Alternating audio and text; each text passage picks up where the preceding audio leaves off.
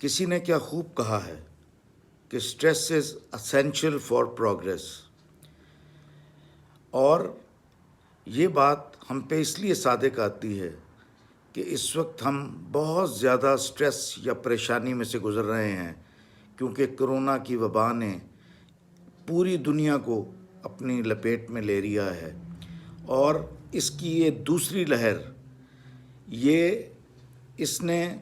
تو لوگوں کو بہت زیادہ پریشان کیا ہے، اور ہسپتالوں کی کیپیسٹی 200% تک پیشنٹ آنے لگ گئے ہیں، جہاں پر کہ صرف 100% کی کیپیسٹی تھی۔ لیکن اس کے ساتھ ساتھ، جیسے میں نے پچھلی ویڈیو میں بتایا تھا کہ انہوں نے نئی تحقیق کی،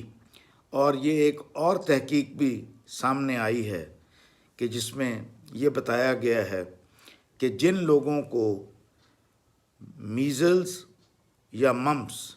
یعنی کہ خسرہ یا گل پیڑے ان کو ہو چکے ہیں، ان کے اندر کرونا اگر اٹیک کرتا ہے تو اس کی شدت اتنی زیادہ نہیں ہوتی، بلکہ بہت شدت کم ہوتی ہے، اور وہ بہت جلد ٹھیک ہو جاتے ہیں۔ اور اسی لیے آپ دیکھتے ہیں کہ بچوں کے اندر اس کا ریشو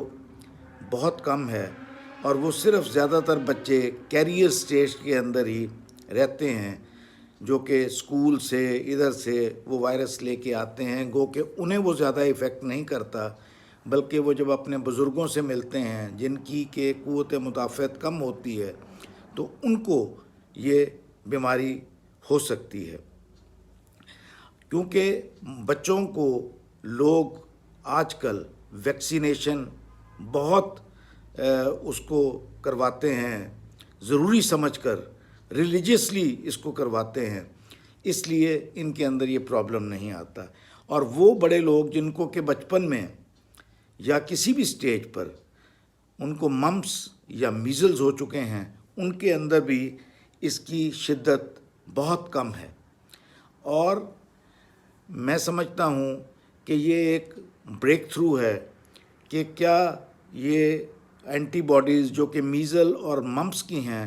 وہ اس سے کیسے بچاؤ پیدا کر رہی ہیں۔ گو کہ یہ تحقیق American society of micro biology نے